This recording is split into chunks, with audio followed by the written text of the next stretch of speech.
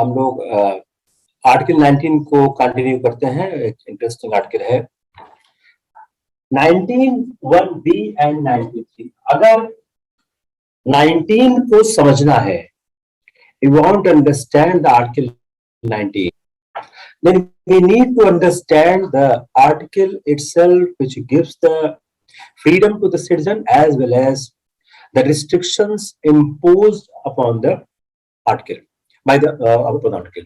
तो इसलिए अगर किसी आर्टिकल को समझने का प्रयास करना है, आर्टिकल 19 का खासकर करना है, तो आपको दो चीज ध्यान में रखनी होगी कि आप मेन आर्टिकल को भी समझें और जो रिस्ट्रिक्शन इंपोज किया गया वो भी समझने की कोशिश करें। तो आर्टिकल 19(1)(b) क्या देता है? Assemble peacefully. You read the act without act with me, you get the more ideas. Article 19(1)(b) क्या देता है? Assemble peacefully. उसके आगे क्या है? Without arms. तो आर्टिकल 19(1)(b) यह इस शब्द का इस्तेमाल एक्ट में ही किया गया है। अब आप क्वेश्चन को समझने की कोशिश करिए कि आपके क्वेश्चन को कैसे फ्रेम कर सकते हैं। तो जो आपके संविधान में आर्टिकल लिखे गए हैं उसको आप बहुत ही संजीदगी से देखने की कोशिश करिए। तो असेंबली का अधिकार, असेंबली है, दो वर्ड है, पीसफुली एंड विदाउट आर्म्स। तो जो आर्टिकल 19(1)(b) का जो राइट है असेंबली का, तो मेन क्या है? Right to assemble. Article 19(1) speaks about the right to assemble. Then he proceeded further, peacefully and without arms. And now reasonable restrictions may be imposed under Article 19(3). अब अगर हम देखें तो आर्टिकल 19(1)(a) और 19(1)(b) में certain overlapping है, जैसे demonstration से, प्रोसेशन से, मीटिंग्स है, ये आती है 19(1)(a) में। And also under 19(1)(b). Why? Because जो राइट टू असेंबली है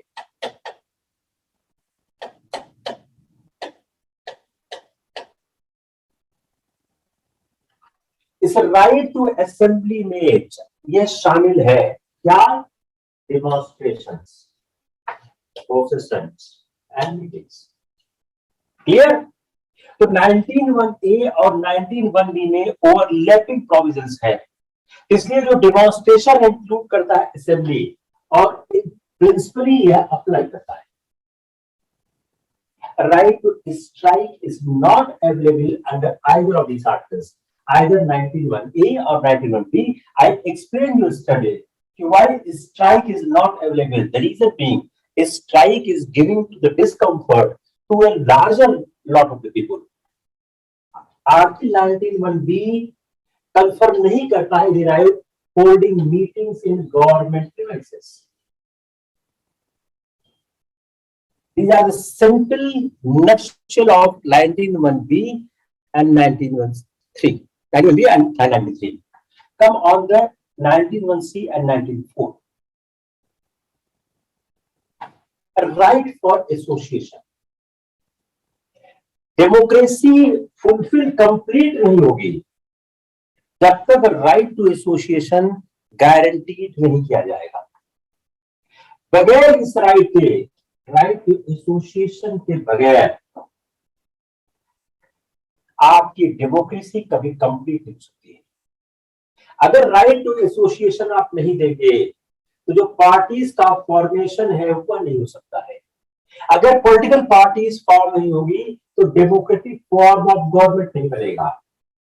जो कि हमने पार्लियामेंट्री टाइप ऑफ गवर्नमेंट स्वीकार की है, तो to run a parliamentary type of government we need to acknowledge the right for association. We adopted a party form of government, therefore we need to have a democratic form of government. So we start from association, democracy, parliamentary type of government. तो एक parliamentary type of government को run करने के लिए आवश्यक है कि आप राइट टू एसोसिएशन ग्रांट करे। तो राइट ऑफ फॉर्मिंग एसोसिएशन क्या है? एक डेमोक्रेटिक राइट है, एक डेमोक्रेटिक सोसाइटी का डेमोक्रेटिक राइट है। लेकिन इस पर क्या एब्सोल्यूट डिस्क्रिप्शन है टू एग्जीक्यूटिव का interfere with this fundamental right?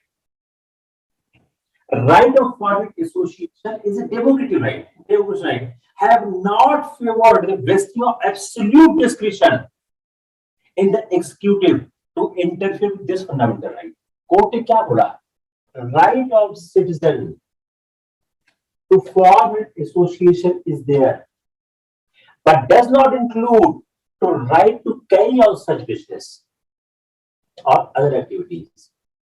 Or state can impose regulation or other control to carry on such business chosen by the union or association, so long as initial voluntary composition of association remains unaffected. समझने की कोशिश करिए। Court ने कहा कि right of citizen to form association वहां पे है, but it does not include the right to carry out such business. And the state can impose regulations and other control on the right to carry on such business. अगर कोई union और association कोई business carry on करती है, उस पर state के पास राइट है। तो क्लियर? जो लिबरल इंटरप्रिटेशन का है आर्टिकल 19(1)(c) का, वह भी इस कंक्लूजन की तरफ नहीं ले आता है कि ट्रेड यूनियन के पास एक फंडामेंटल राइट है इफेक्टिव कलेक्टिव बार्गेनिंग, स्ट्राइक के लिए या और काम के लिए। तो जो एक कलेक्टिव बार्गेनिंग है उसको 19(1)(c) प्रिस्क्राइब नहीं करता है। कलेक्टिव बार्गेनिंग को 19(1)(c) इनकरेज नहीं करता है। क्लियर? Not clear? जो राइट टू फॉर्म एसोसिएशन है is not restricted only to the initial stage of forming association. It also provides right to continue their association with own composition as voluntarily agreed upon by the person forming the association. Anyone have a problem? No problem. तो जो right to form association है, और right to form association पे restriction क्या है और क्या उस पर रिस्ट्रिक्शन नहीं है। तो जो राइट टू फॉर्म एसोसिएशन है वो बड़ा इंटीग्रल पार्ट की बात करता है कि किस तरह से राइट टू फॉर्म एसोसिएशन होता है। तो जो curtailing the right to form association है, अगर राइट टू फॉर्म एसोसिएशन को कर्टेल किया जाएगा तो व्यक्ति की जो पॉलिटिकल, रिलीजियस और इकोनॉमिक फील्ड है उसमें हस्तक्षेप शुरू हो जाएगा। Got it? तो article 19(1)(c) would control the power of the government to recognize association in certain situation. Article 19(1)(c) would control the power of the government to recognize the association. कुछ समय हो सकता है जब recognition of an association by the government may affect the right to form an association.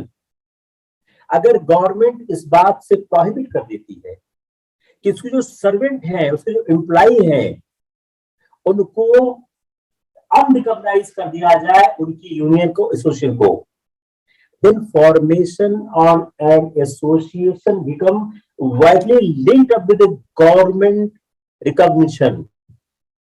Without recognition, the right to form association become illusory. In situation में Article 19(1)(c) would control the power of the government to recognize associations. Clear or not clear? Clear or not clear?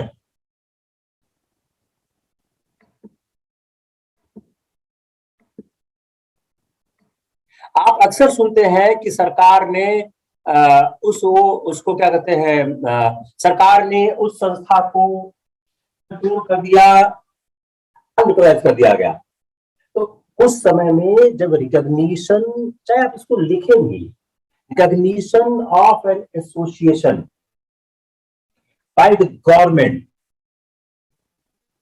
may affect the right to form an association। अगर recognition की आवश्यकता है government से, समझिए question इसको आप,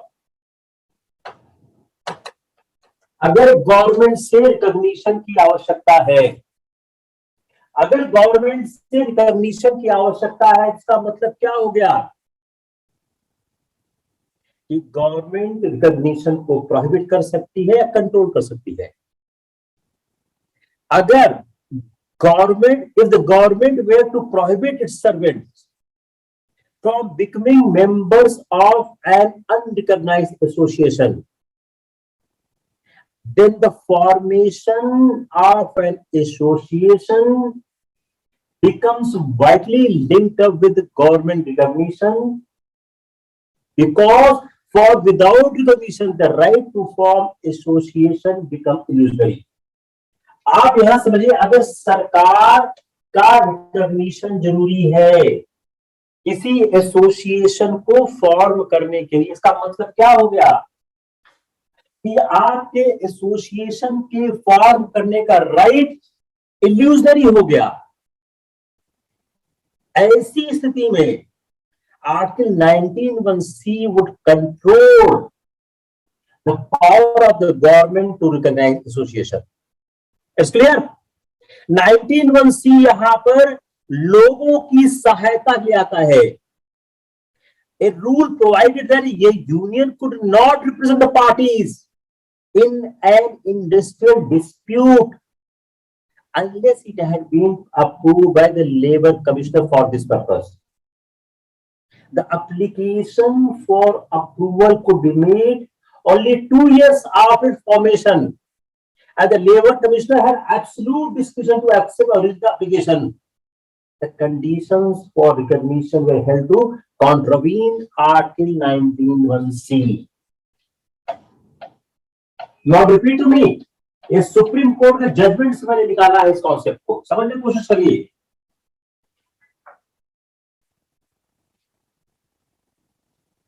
any problem? अगर labour commissioner को, आप इसको तो आसान करते हैं, अगर लेबर कमिश्नर को कोई ऐसी पावर दे दी जाए जो अनरीजनेबल लग रही है कि किसी भी एसोसिएशन को 2 साल तक काम करना होगा किसी एक एसोसिएशन को फॉर्म करने के लिए, तो ये 19(1)(c) का वायलेशन हो सकता है। It's clear not clear? Clear और नॉट क्लियर? तो 19(1)(c) एक इल्यूजनरी कंडीशंस को हटाने की कोशिश करता है।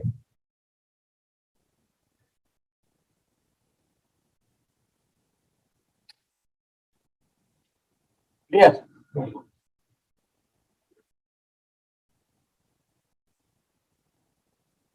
Freedom of government and residence 19(1)(d), 19(1)(e) and 19(5). जो फ्रीडम ऑफ मूवमेंट है एंड रेजिडेंस, ये एब्सोल्यूट राइट नहीं है और स्टेट रीजनेबल रिस्ट्रिक्शन लगा सकता है in the interest of general public. दूसरा, protection of the interest of the scheduled tribe. तो जो राइट ऑफ मूवमेंट है और रेजिडेंस है, यह दोनों एक साथ जाता है और यह 19(1)(d) और 19(1)(e) में एक साथ फॉल करता है। 19(1)(e) applies only to the citizens, not to foreigners। इसलिए fundamental right of foreigners is confined to Article 21। Just see हम क्या समझना चाह रहे हैं 19(1)(e) and 21। Just listen carefully कि 19(1)(e) हम सिटीजन्स को देते हैं, तो एक व्यक्ति का मूवमेंट का अधिकार है, तो देश में कहीं भी घूम सकता है और 19(1)(e) से सिटीजन को प्राप्त होता है।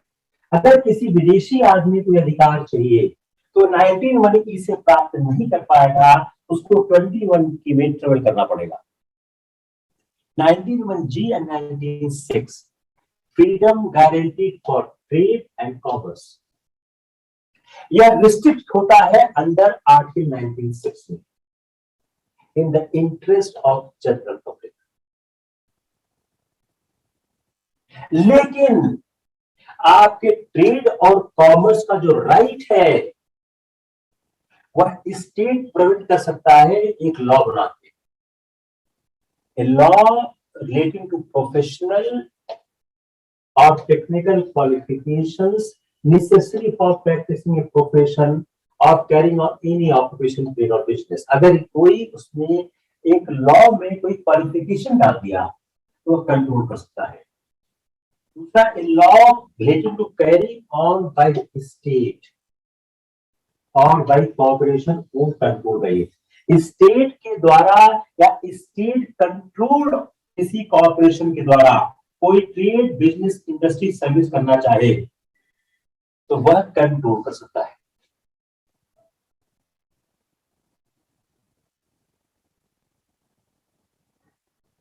After the independence, India has regulated. अगर आप देखें, let's see, जब हमने आजादी प्राप्त की, इंडिया क्या था? रेगुलेटेड एंड प्लान इकोनॉमी थी। और इंडिया की फिलॉसफी क्या थी? वह कंट्रोल हो रही थी direct principle of state policy से। When we got independence, then our economy, our system was regulated planned economy. और जो interest of public at large था उसको ध्यान में रखने की आवश्यकता थी। तो राज्य एक बड़ी जमात का, बड़ी तादाद का इंटरेस्ट ध्यान में कोशिश करता था। इसलिए जो रीजनेबल रिस्ट्रिक्शंस थे ट्रेड, कॉमर्स और बिजनेस पर वह लगाए गए। क्यों लगाए गए? Keeping mind the facts of the directive principle of philosophy, जो पॉलिसी थी।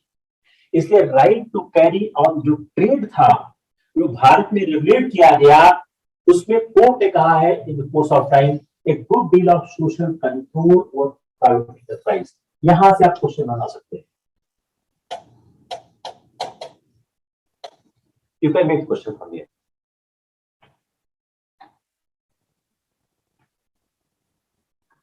फाइन, किसी बात की समस्या? नो समस्या। जो 44th अमेंडमेंट था कॉन्स्टिट्यूशन का, उसने क्या किया? उसने एक सोशलिस्ट एंगल इंट्रोड्यूस किया। जब सोशलिज्म, जब word socialist, a question has arisen with the court. Should the concept of the socialism and social justice be pushed to an extent to ignore entirely the interest of the private enterprises? जो word any है, जो article 19 के freedom में imply करता है element of choice. Unlike article 31, the word is choice is not specifically used. आप जरा देखिएगा इसको ध्यान से, आपने नोट करिएगा, देखिएगा, आप इसको देखिएगा, आप समझने की कोशिश करिएगा।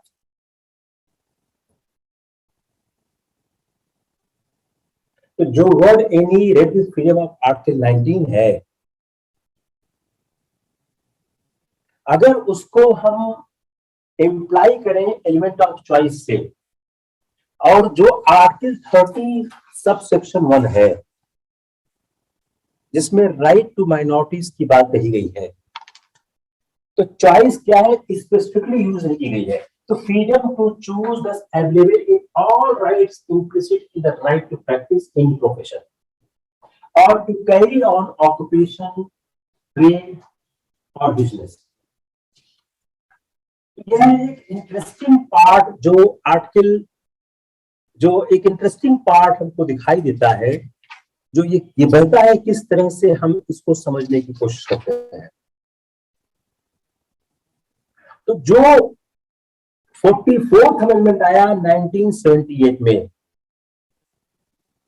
Constitutional word socialist has been introduced in the preamble. जो हमारे संविधान में सोशलिस्ट वर्ड ऐड हुआ, Does the addition of the, अगर हम इसको जरा समझने की कोशिश करें, does the addition of the word socialist mean that court should sanction a more rigorous social control of trade and commerce? Just write down this. Just write down this very interesting part.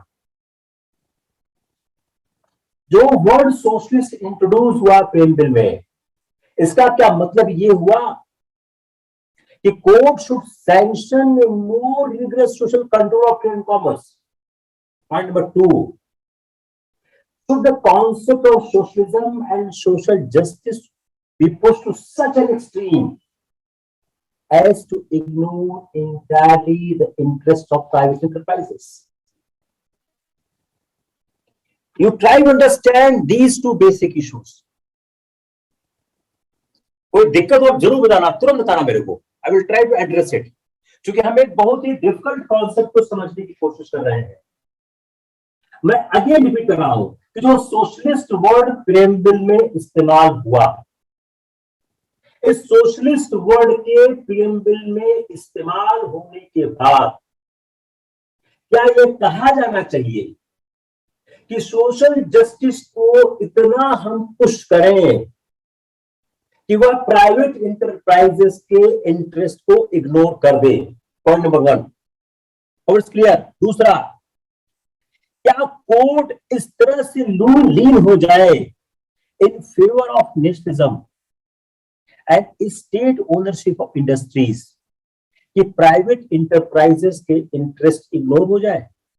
या should the concept of the socialism and social justice need to be taken to the extent that there is no space for private enterprise or there is a less space of the private enterprise? ये 4 महत्वपूर्ण शब्द है जो आपको socialism के, socialist जो एक संविधान में आया है, उसके सहारे देखने की आवश्यकता है. Any question? No question. अब आइए देखिए इस केस से समझने की कोशिश करते हैं. जो केस है एक्सेल बियर का, इसमें कोर्ट ने एम्फेसिस किया, क्या एम्फेसिस किया? Greater emphasis on nationalism and state ownership of industries. इसके साथ साथ private ownership of industries is recognised. और जो प्राइवेट इंटरप्राइज है forms an overwhelming large proportion of India economic structure. तो जो application of fundamental right to carry on business, court ने क्या परमिशन दिया? Invoking the principle of level playing field. लेकिन doctrine of public interest को ध्यान रखते कोर्ट इस बात को कहा कि जो लेवल प्लेइंग फील्ड है is an important factor to keep mind with respect to article 91G. इसलिए जैसे जैसे हमारी आर्थिक नीति बदलती गई, हमारी डेमोक्रेसी का विकास होता गया, तो instead of nationalization, shift work towards the privatization. Now you try to see the fundamental right with the globalization and privatization. Now you try to understand the question of 19(1)G. 19(1)G बात किसका करता है? 19(1)G बात करता है आपके profession trade commerce का. तो जो 19(1)G का जो शिफ्टिंग हुआ है आफ्टर ग्लोबलाइजेशन, शिफ्टिंग क्या हुई है? तो आप जब तक इस चीज को नहीं समझेंगे, now let me again rewind the whole concept कि जो हमारा सोशलिस्ट वर्ल्ड संविधान की प्रस्तावना में आया है, इसका मतलब क्या हो गया? Court should sanction in more rigorous social control of trade and commerce. Point number 1. 2, should the courts lean more and more in favor of nationalism and state ownership of industries? So the concept of socialism and social justice is pushed to such an extreme as to ignore entirely the interest of private enterprise. Does it mean by the term socialist? And when the globalization came into the existence, then the word nationalism, which was the pivotal of after the independence, and by the insertion of the word socialist, has been shifted towards the privatization. And due to this reason, the government control over trade and commerce were dilute to the last.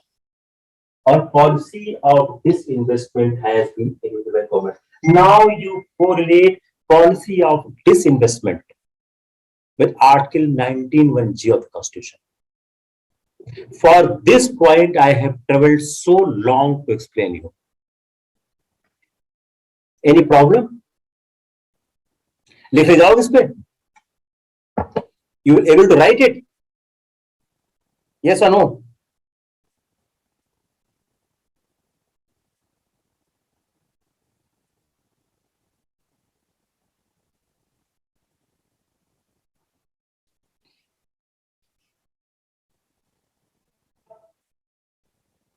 अब एक new philosophy came into existence हो गई है, minimum. अब आइए अगले concept, minimum government good governance. Government का role क्या हो रहा है? फैसिलिटेट का, यानी कंट्रोलर एंड प्राइवेट एंटरप्राइज। तो एक गवर्नमेंट एक फैसिलिटेटर कराने लग गई और गवर्नमेंट बिजनेस में बैंक सीट लेने लग गई है। तो आर्टिकल 14(g) के पास 4 एक्सप्रेशन है, प्रोफेशन, ऑक्यूपेशन, ट्रेड, बिजनेस। इन चारों एक्सप्रेशन क्या है? वो ओवरलैपिंग है ईच अदर पे, लेकिन कंटेंट ऑफ इट्स ओन, लेकिन सबका अपना कंटेंट एक डिस्टिंक्ट फॉर्म में है। यह आर्टिकल एनेबल करता है स्टेट को to make a law for creating state monopoly. तो 19(1)(g) के पास यह ताकत है कि वह स्टेट मोनोपोली बना सकता है, पार्शियली और complete, in respect any trade और बिजनेस और industry. The right of citizen to carry on trade has been subordinated to the right of state to create a monopoly in his favor. Right of citizen to carry on trade has been subordinated. Now this is question.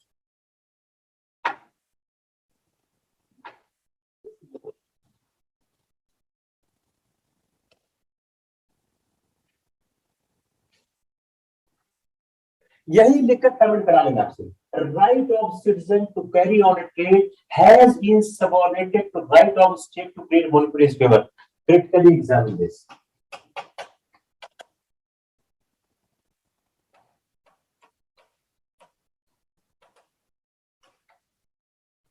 इसी question को और shift करो। Due to the globalization, the right of citizen to carry on a trade, which has been subordinated to the right of state to create a monopoly in his favor, has been immensely diluted. एक question ये हो गया, इसी question को हम change कर देते हैं। The right of citizen to after the globalization, और पहले ये फिर आधा सवाल होते हैं। After the globalization, the right of citizens to carry on trade, which has been, अब यहाँ कर दो which has been subordinated to the right of state to create monopoly in his favor, has been immensely diluted. इसी बात तीसरा सवाल है। The present government of policy is not acknowledging the right of a citizen to carry on trade is subordinate under the state. Clear? Not clear?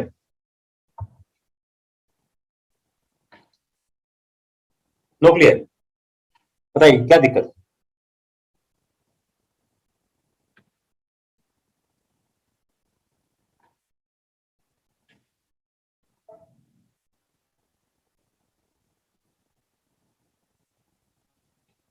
Nineteen 1962 क्या है? उसमें एक saving provision है।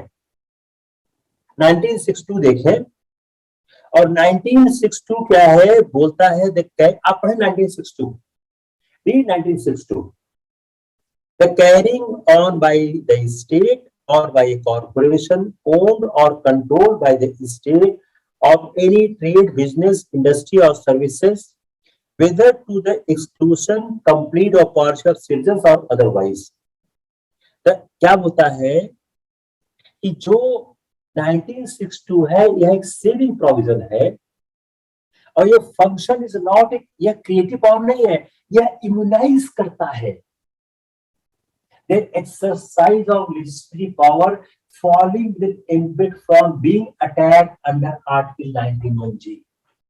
19(1)(g) के अटैक से 19(1)(62) बचाता है। समझने की कोशिश करिए, आप समझा नहीं आ रहा है? अगर इसको आप देखें तो जो आपका 19(1)(g) का जो 19(1)(g) का जो अटैक है, उस अटैक को आपका यह 1962 इम्यून करता है। इसका मतलब क्या हो गया? पार्लियामेंट के पास पावर है to create trading monopolies in the state. अब आप देखिए entry 21 in the concurrent list, open entry 21, open entry 21 मिल गया? Open entry 21 in the concurrent list क्या है बताइए? एंट्री 21 कॉन्करेंट लिस्ट में क्या है? कांग्रेस किस सूची में है बताइए? साफ साफ लिखा है कॉमर्शियल एंड इंडस्ट्रियल मोनोपोलीज। इसका मतलब क्या हो गया? क्योंकि चीज जो कॉन्करेंट लिस्ट में है तो पार्लियामेंट कॉमर्शियल और इंडस्ट्रियल मोनोपोलीज कर सकता है। बहुत सिंपल सी बात है, नहीं है? Now we read 298। जो यूनियन और स्टेट की एग्जीक्यूटिव पावर है वह एक्सटेंड कर सकती है to carry on any trade और बिजनेस। मिला?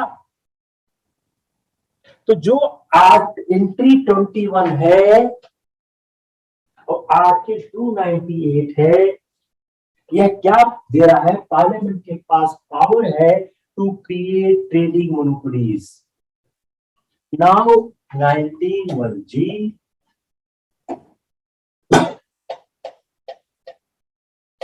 Entry 21 concurrent list and article 298। इस मुद्दे पर जो सवाल बनेगा स्टेट की मोनोपोली को लेके आपको चारों एड्रेस करना पड़ेगा। If you are unable to if you are not able to take into account anyone, your answer is incomplete.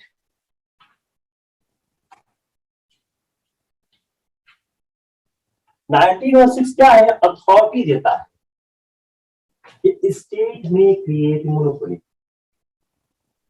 In its own favour. अब इसमें एक कदम और आ गया ये, but not in favour of third person.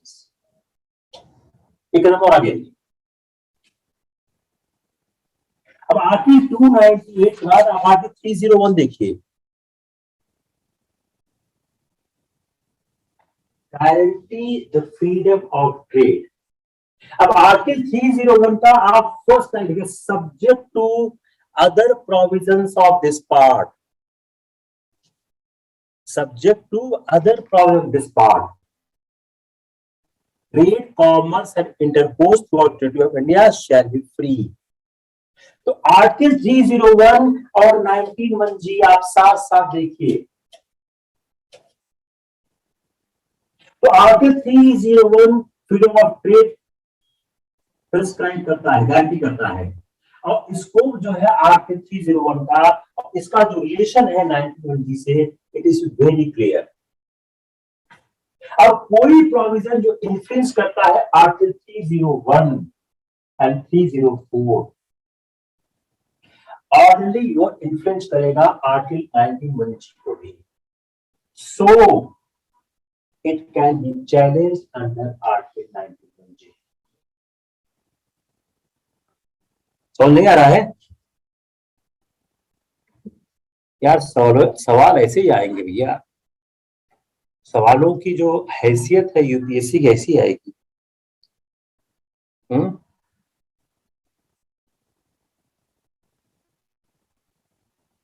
Any problem?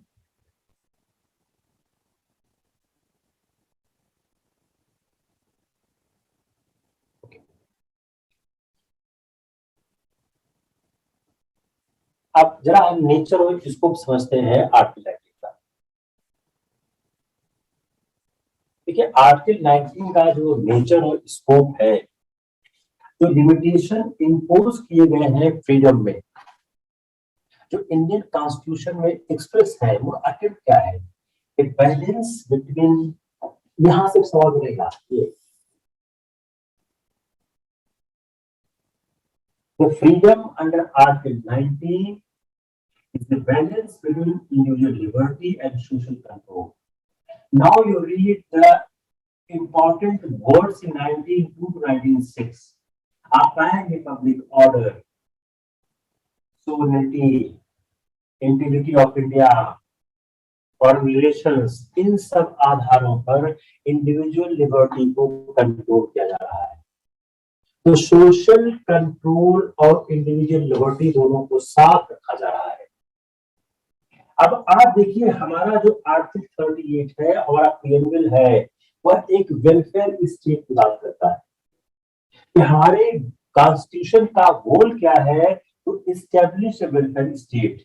इसलिए हमारे जो constitution makers थे वह अनकंट्रोल्ड इंडिविजुअल राइट्स के प्योर नहीं थे। उन्होंने यह कोशिश की कि कलेक्टिव इंटरेस्ट की बात की जाए, जहां पर individual liberty must yield to common good. अब इस इंडिविजुअल लिबर्टी और कॉमन गुड के बीच के संघर्ष को वो कोर्ट के हाथ में छोड़ सकते थे, लेकिन उन्होंने कोर्ट के हाथ में छोड़ने के बजाय उन्होंने संविधान में लिख दिया। स्टेट का जो कंट्रोल है, जो इंडिविजुअल लिबर्टी और कॉमन संघर्ष है, उन्होंने संविधान में दिया। तो जो फ्रीडम ऑफ स्पीच और एक्सप्रेशन है, cannot confer an individual a licence to commit illegal और इमोरल एक्ट्स, वह सरकार कंट्रोल करेगी।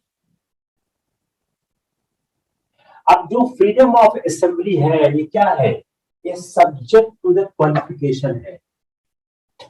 हमने पहले ही कहा कि क्वालिफिकेशन क्या है? पीसफुल, विदाउट आर्म्स और reasonable restrictions as may be imposed by the state. इसमें in the interest of public order,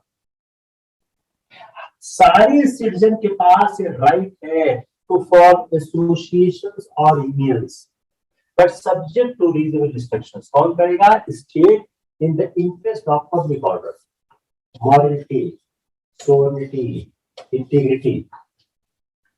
कोई ऐसी कॉन्स्पिरेसी कोई भी नहीं कर सकता है जो ऐसा एसोसिएशन फॉर्म कर दे जो पब्लिक पीस को डिस्टर्ब कर दे, पब्लिक डिसऑर्डर कर दे। तो सिटीजंस के पास राइट है to move freely through the country, to reside and settle, लेकिन यह राइट भी सर्टेन रिस्ट्रिक्शन के तहत है, for the general public interest and protection of the scheduled tribe. Supreme court ने यह एक रूल दिया कि जब एग्जामिन करें आप रीजनेबलनेस, जब रीजनेबल आप एग्जामिन करें तो आप यह देखें क्या क्या जरूरी है। यह फंडामेंटल राइट को जो गारंटी किया गया है, तो सुप्रीम कोर्ट ने कहा examining the regional statutory provisions whether it violated the fundamental guarantee under Article, one has to keep in mind that the principles of state policy, इस सवाल आ सकता है, restrictions must not be arbitrary and excessive, no abstract or general pattern to mixed principles to judge the reasonableness of the restrictions, A balance has to be struck between restriction imposed and social control devices by Article 96. Prevailing social values और एक nexus हो, connection between the restrictions imposed and objects sought to achieve. और एक strong preposition हो, presumption हो in favour of the constitution of the act. बहुत interesting part है. जो प्रिजम्पशन है वह कॉन्स्टिट्यूशनलिटी के फेवर में हो.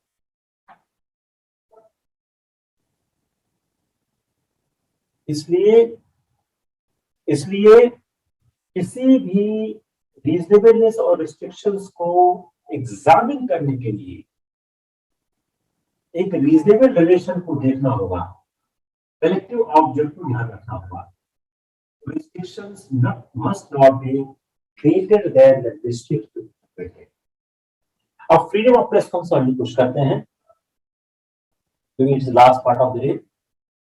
जो फ्रीडम ऑफ प्रेस है, देयर इज नो कोई स्पेसिफिक प्रोविजन नहीं हमारे कॉन्स्टिट्यूशन में. जो फ्रीडम ऑफ प्रेस है वो 19(1)(a) में है, लेकिन अमेरिकी कॉन्स्टिट्यूशन की तरह स्पेसिफिक प्रोविजन नहीं दिया गया है. फ्रीडम ऑफ एक्सप्रेशन जो दिया गया है उसमें प्रेस शामिल है. इसका मतलब क्या है? Freedom to express not one's own views but also views of others. इसमें आर्टिस्टिक फॉर्म भी है, चित्रकारी से, संगीत से आप प्रेजेंट कर सकते हैं. तो जो अदर फ्रीडम है, तो freedom of press is also not absolute. और जो 19(2) में रिस्ट्रिक्शंस है उसके तहत काम करेगा. इंडिया में प्रेस के पास कोई स्पेशल प्रिविलेज नहीं है. प्रेस किसी ऑर्डिनरी फॉर्म ऑफ टैक्सेशन से इम्यून नहीं है. वह principles of general application of law से गवर्न होता है. जो इंडस्ट्रियलाइजेशन के लॉज है सब प्रेस पर अप्लाई होते हैं. Press under the regulation of conduct of service of the employees here. Any restrictions imposed on the press has to be adjudged by the court on the substantive as well as procedural balance. आप पढ़िए article 361A. इसको insert किया गया constitution में 44th amendment and it has given some incentive to also locals. Now open article 361A. Open it. You got some clue about the freedom of the press. अभी ये सवाल आ भी चुका है. जितने मैं सवाल लिखता हूं मोस्ट लाइकली सवाल पूछे गए होते हैं कभी कभी. Just see 361A. 361A ये बात करता है protection of publication of proceeding of parliament and state legislature. तो it is an attempt to give freedom of the press. तो जो 361 का जो 361A का जो वन पार्ट है, यह वन पार्ट बोलता है कि जो न्यूज़पेपर है वह आइदर हाउस ऑफ पार्लियामेंट और लेजिस्लेटिव असेंबलीज के सब्सटेंटिव ट्रू रिपोर्ट को छाप सकता है. लेकिन इसी में एक प्रोविजो भी है. हमेशा प्रोविजो पढ़ लिया करिए, जो भी क्या होता है सवाल वो प्रोविजो के साथ मिक्स कर देते हैं. प्रोविजो क्या बोलता है कि यह जो फ्रीडम ऑफ प्रेस है यह अप्लाई नहीं करता है सीक्रेट सिटिंग्स पे. जो प्रोविजो क्या बोलता है कि जो हमने 361 दिया है वह सीक्रेट सिटिंग्स ऑफ पार्लियामेंट और असेंबली पे अप्लाई नहीं करता है. तो if any sittings are the secrets, then they are not got the sanction to publish by the article 361A. It's clear? तो 361A जो 44th अमेंडमेंट से इंसर्ट हुआ है, इसमें इंसेंटिव दिया है कॉन्सेप्ट ऑफ प्रेस का. दूसरा article 352. Now open article 358. Open article 358 मिल गया. अगर आर्टिकल 358 को पढ़े तो आर्टिकल 358 क्या बोलता है? आर्टिकल 19 सस्पेंड हो जाएगा. The moment you impose the emergency under Article 352,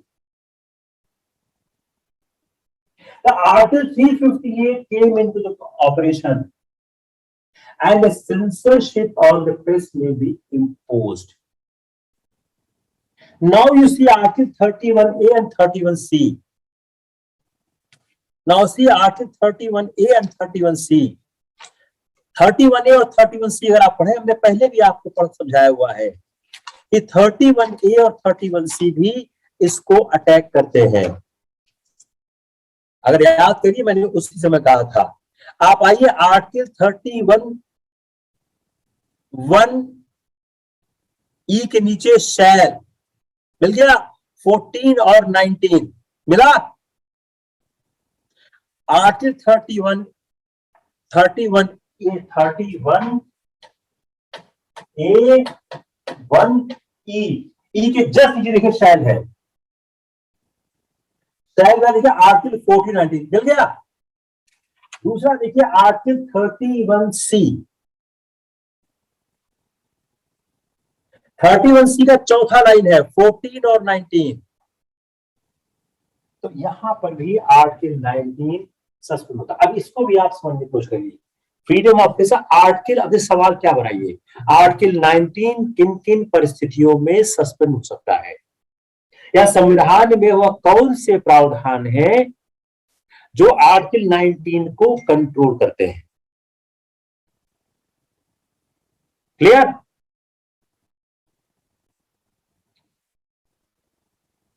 not clear? It's enough for the day.